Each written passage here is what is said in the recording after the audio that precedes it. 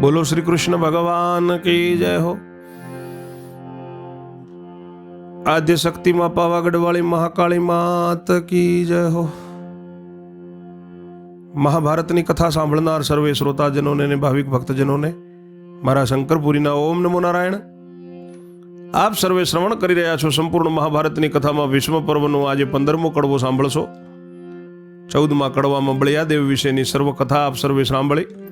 भगवाने बळियादेवने वरदान आप्युं, एक લીમડાના વૃક્ષ નીચે સ્થાપન કીધું, પછી બબરીક શાંત પડ્યો, સૈન્યને વિદાય કર્યું। હવે આગળ સાંભળો 15મો કડવો। વૈષમ પાયેણી પેર બોલ્યા સુણ જન્મે જયરાય, વિસ્તારી તુજને સંભળાવું ભીષ્મ પર્વ મહિમાય। सकल सैन्य ने विदाय कीधूं पांडवरया पास, दादानी कने आवीने बैठा बैठा श्री अविनाश।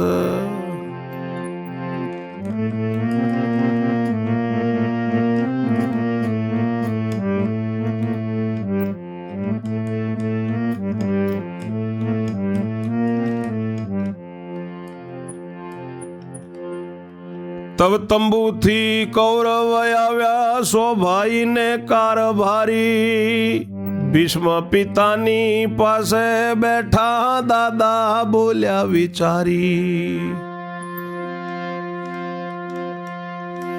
ओरे मारा दीकरा तमे उठीने युवा थाओ, कोराणे वृक्ष छे पीपळानु, त्या मुझने लई जाओ।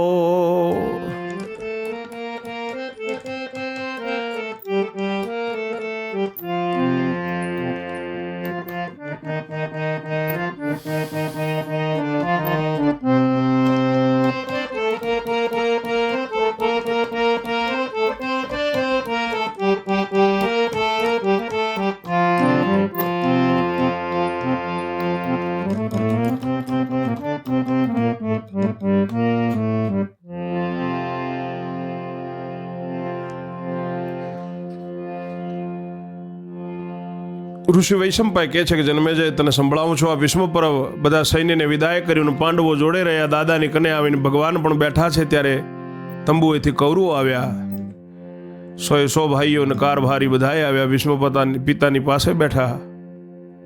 દાદા કહે છે કે મારા દીકરા તમે ઉઠો, ઉઠીને ઊભા થાઓ અને પેલું કોરાણે એક વૃક્ષ પીપળાનું છે ત્યાં મને લઈ જાઓ। દુર્યોધન કહે છે કે દાદા, दुर्योधन कहे ओरे दादा तंबू मां लई जइए, भीष्म कहे के माया मुकवा बैठा, के माया में भरइए, माटे मुझने पीपळा ना नीचे लई जाओ सौ बाळ। पांडव कौरव भेगा थईने उपाड्या छे तत्काळ।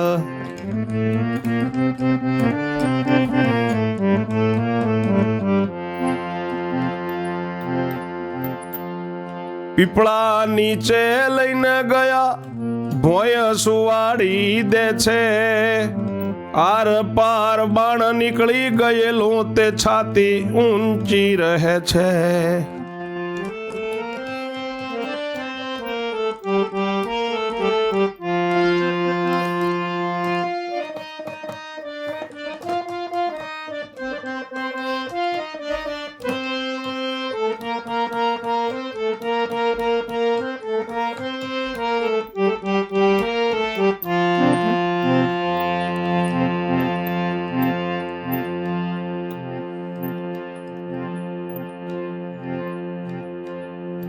તેથી કરીને ભીષ્મ બોલ્યા સાંભળો સુત સુમતી, ચરણા મસ્તક ઊંચા રહ્યા વણ મુજ ભાને ફાવતું નથી। ચરણ ને મસ્તક ઊંચા રહ્યા વગર મને ફાવતું નથી।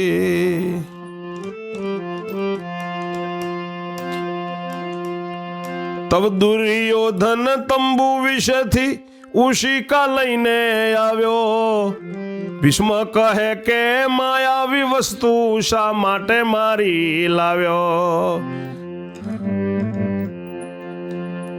ભીષ્મ કહે કે માયાવી વસ્તુ સિદ્ધ મુજ પાસે લાવ્યો.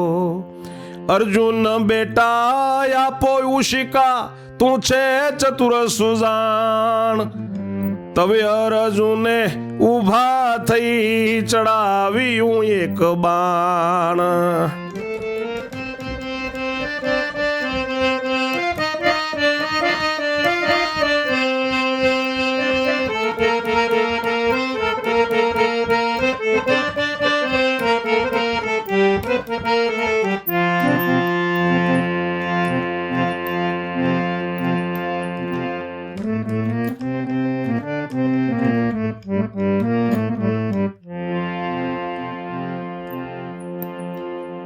દાદાના લલાટ મારે માર્યો ને યાર પાર નીકળ્યું બહાર.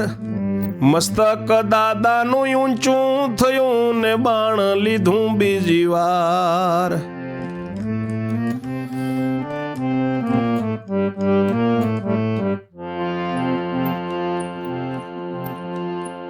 બે બાણ બે ખભા મોય માર્યા ને ઠાઠું ઊંચું થાય. પછી બે બાણ કેડમાં માર્યા ને બે માર્યા ઢીંચણમાં.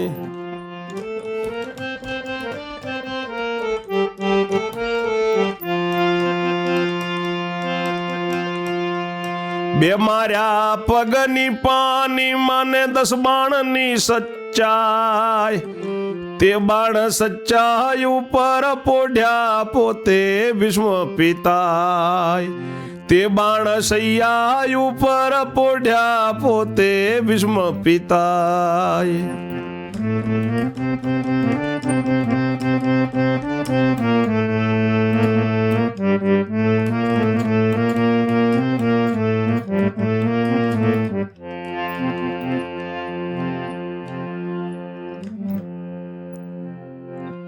બધા પાંડવો અને કૌરવો ભેગા થઈને તાત્કાલિક ઉપાડ્યા અને પીપળાની નીચે લઈ ગયા. ભોંય સુવડાવ્યા. આર પાર બાણ નીકળેલો એટલે છાતી ઊંચી રહે છે. એટલે ભીષ્મ પિતા બોલ્યા છે કે મારા દીકરાઓ, મારા ચરણ અને મસ્તક ઊંચાઈ રે એના સિવાય મને ભાવતું નથી. ત્યારે દુર્યોધન તંબુમાંથી ઓશિકા લઈને આવ્યો છે. ભીષ્મ પિતા કહે છે કે માયાવી વસ્તુ મારી પાસે મત લાવો. દીકરા અર્જુન બેટા મને ઓશિકા આપ. તું ચતુર સુજાણ છે, તું બધું સમજે છે. ત્યારે અર્જુનજીએ ઊભા થઈને એક બાણ ચડાવ્યું અને દાદાના લલાટમાં માર્યું. આર પાર નીકળી ગયું બાણ અને દાદાનું મસ્તક ઊંચું થયું. બીજું બાણ લીધું છે. બે બાણ બે ખભામાં માર્યા, ઠાઠું ઊંચું થયું. 2 કેડમાં માર્યા અને 2 ઢીંચણમાં માર્યા અને 2 પગની પાનીમાં 10 બાણની સૈયા બનાવી છે. અને એ બાણ 10 બાણની સૈયા ઉપર પોતે ભીષ્મ પિતા પોઢ્યા છે. એટલે ભીષ્મજી આનંદ પામ્યા, સુતા બહુ સુખ જાણી. હસીને કહ્યું કે દીકરા મારા પાવો મને શુદ્ધ પાણી.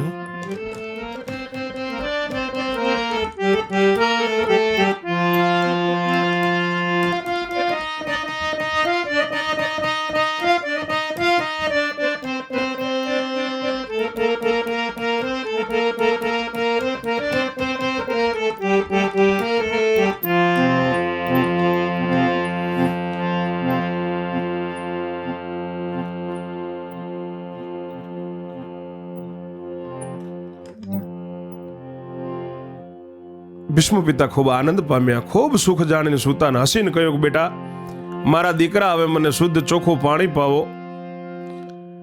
રત્ન જડિત પાત્ર ભરીને લાવ્યો છે દુર્યોધન.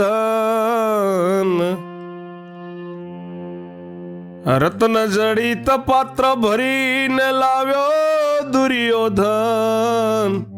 ભીષ્મ પિતા કહે પાત્ર માયાનું લાવ્યો તું મૂર્ખ જન. અર્જુન બેટા ઝડપાવો તમે, અર્જુને શું કામ કીધું.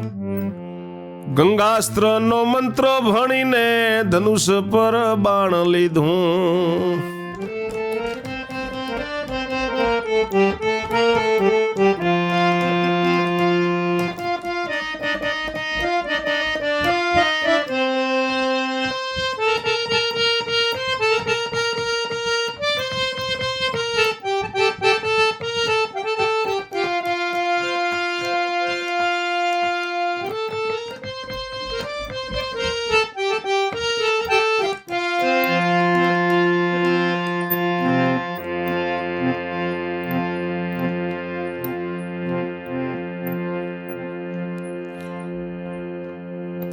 મંત્ર ભણીને ભૂમિમાં માર્યું ને નીકળી ગંગાની ધાર, ગાંગેવજીના મુખમાં પડીને જળ પીધું તેણી વાર.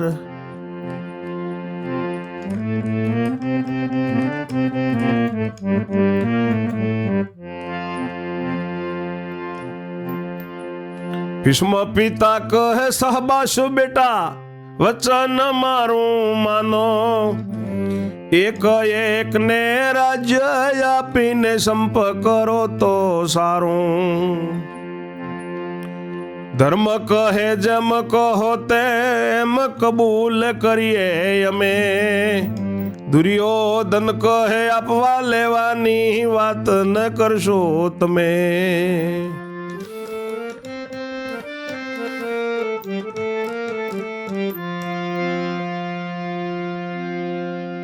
રતન જડી પાત્ર ભરીને દુર્યોધન લાવ્યો. ભીષ્મ પિતા કહે છે કે માયાનું પાત્ર લાવ્યો મૂરખ.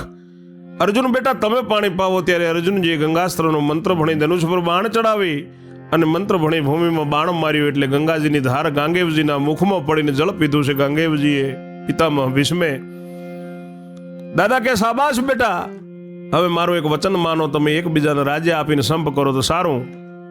ધર્મરાજા કહે છે કે દાદા જેમ કહો એમ અમને કબૂલ છે. દુર્યોધન કહે છે કે આપવા લેવાની વાત બિલકુલ કરશો જ નહીં તમે.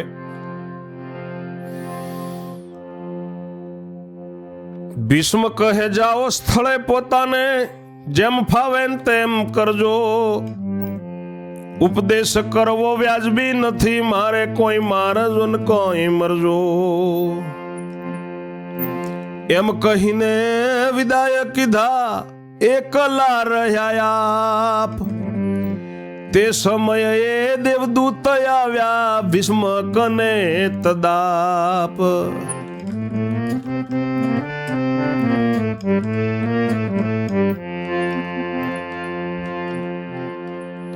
ભીષ્મજીને લેવાને સારું યત્ન કર્યો છે અનુપ. ભીષ્મ પિતાએ તે દૂતોને બનાવ્યા સ્વાનરૂપ.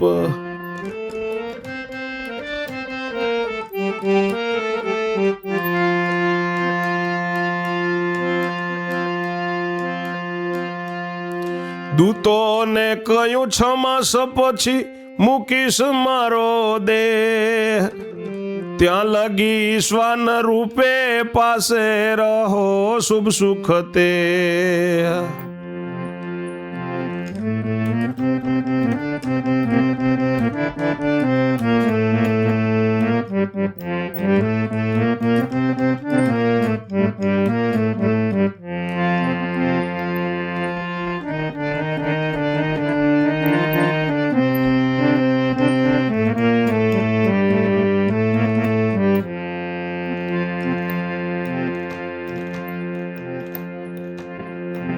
એમ કહીને દૂતોને રાખ્યા સંભળ ને તું રાય.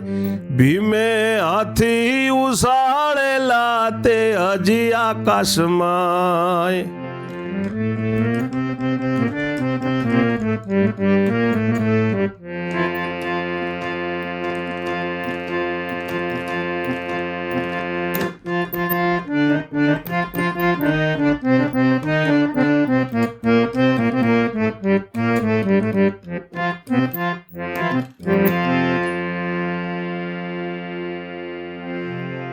ભીષ્મ પિતા કહે છે કે ભલે તો તમે પોતપોતાને સ્થળે જાઓ, જેમ ફાવે તેમ કરજો, ઉપદેશ કરવાનો વ્યાજબી નથી, ભલે મારજો કે મરજો. એમ કરીને બધાને વિદાય કર્યા.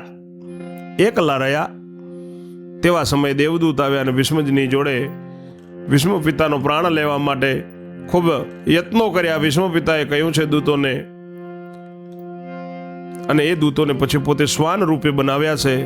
દૂતોને કહ્યું છે કે 6 મહિના પછી મારો દેહ મૂકીશ, ત્યાં સુધી તમે શ્વાનની રૂપે મારી પાસે રહો, શ્વાનની રૂપે ભલે સુખરૂપ રહો. એમ કહીને દૂતોને રાખ્યા.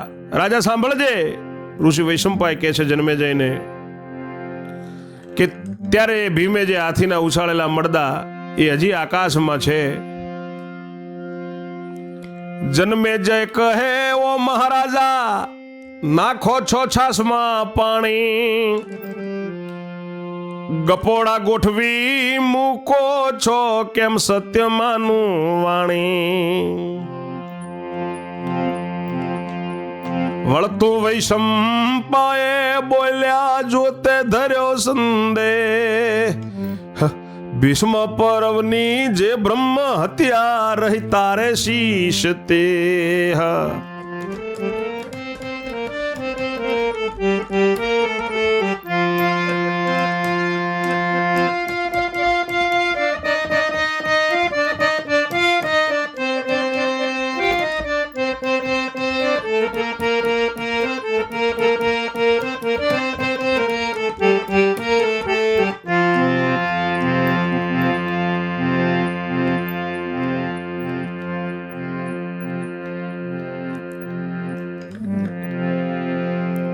એમ કહીને દૂતોને રાખ્યા અને ભીમના હાથી ઉછલેલા હજી આકાશમાં છે એવું વૈશંપાય બોલ્યા. ત્યારે જન્મેજય રાજા કહે છે કે મહારાજ, કેમ તમે છાસમાં પાણી નાખો છો ને તમે આવા ગપોડા ગપાટા કેમ ગોઠવીને મેલો છો? આવું બધું સત્ય કેમ માનું હું? હવે સુધી કઈ હાથી ઉછલેલા નાખેલા તે કોઈ હવે સુધી હોતા હશે? વૈશંપાય બોલ્યા છે વળતો કે બેટા, જો રાજાને તે સંદેહ ધર્યો, ભીષ્મ પર્વની આજે બ્રહ્મ હત્યા રહી તારે માથા ઉપર જ રહી. પરીક્ષા જો જોવી હોય તો કહી જળ અંજલિ લીધી. ઋષિ વૈશંપા કહે છે કે તારે પરીક્ષા જોવે છે? એમ કહીને હાથમાં જળની અંજલિ લીધી ઋષિએ. 1 વર્ષનું તપ મૂકીને વાયુ ગતિ બંધ કીધી.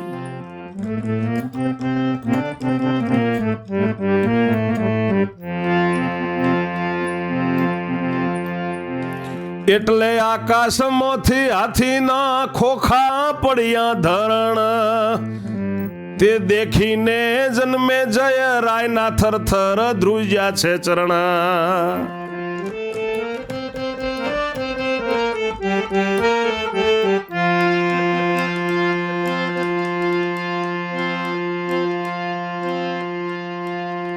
જાણ્યું કે આ વાત છે સાચી ને ખોટો સંદેહ ધર્યો આપ, મહેનત મારી વ્યર્થ ગઈને માથે રહ્યું એક પાપ.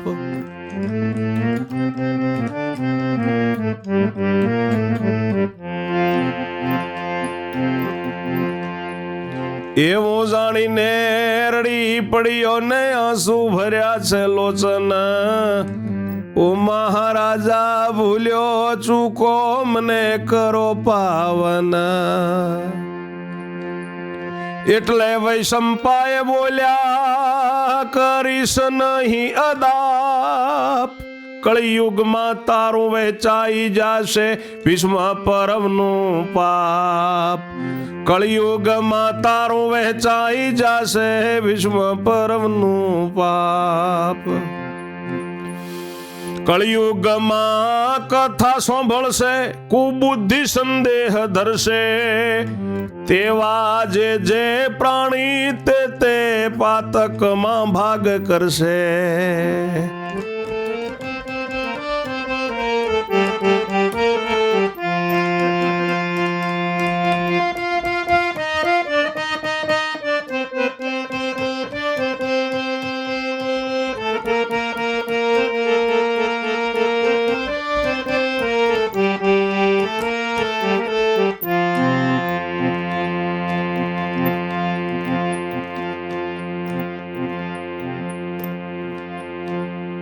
જન્મેજય કહેવારું મહારાજા સંભળાવો બીજું પર્વ, ભૂલચૂક મારી ક્ષમા કરજો હવે નહીં કરું ગર્વ.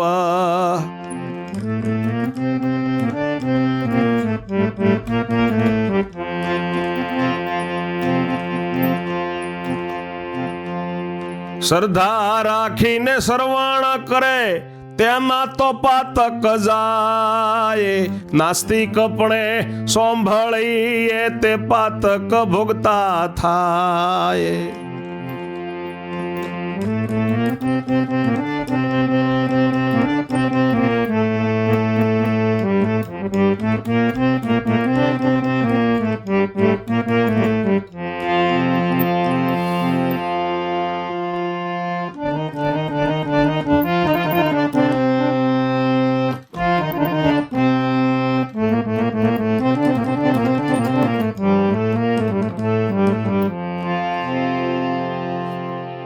વૈશંપાય બોલ્યા છે કે જો તે સંદેહ ધર્યો વિષ્ણુ પર્વની ભ્રમત્યા તારે માથા ઉપર રહીને તારે પરીક્ષા જાણવી હોય તો એમ કહીને જળની અંજલિ લીધીને 1 વર્ષનું તપ મૂકી ઋષિ વૈશંપાએ વાયુની ગતિ બંધ કરી.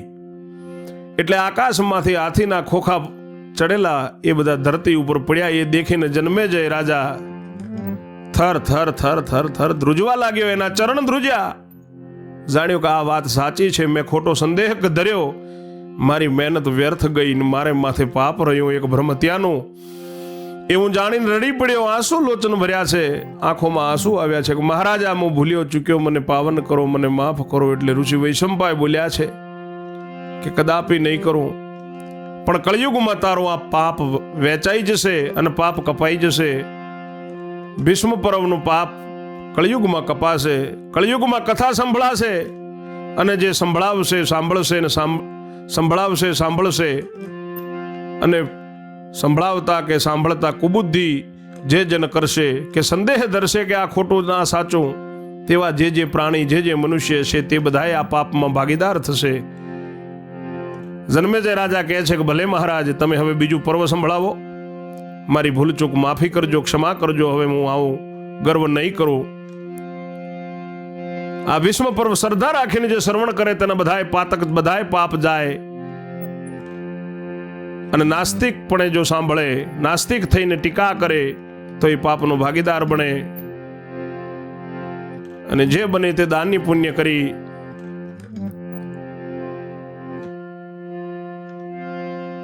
અને આ પર્વ સાંભળી અને આગળનું પર્વ સાંભળીએ તો આપણો સંસાર સુખી રહે, આપણો પરિવાર સુખી રહે, આપણું મન તન ધન સુખી રહે. ભગવાન શ્રી દ્વારિકા વાળો આપ સર્વેના ભંડાર ભરેલા રાખે. આ સાથે જ ભીષ્મ પર્વ સમાપ્ત થાય છે અને મારી વાણીને હું વિરામ આપું છું. આગળ દ્રોણ પર્વમાં જલ્દીથી સાંભળશો. તો હવે જય જય શ્રી રણછોડ. ઓમ નમો નારાયણ.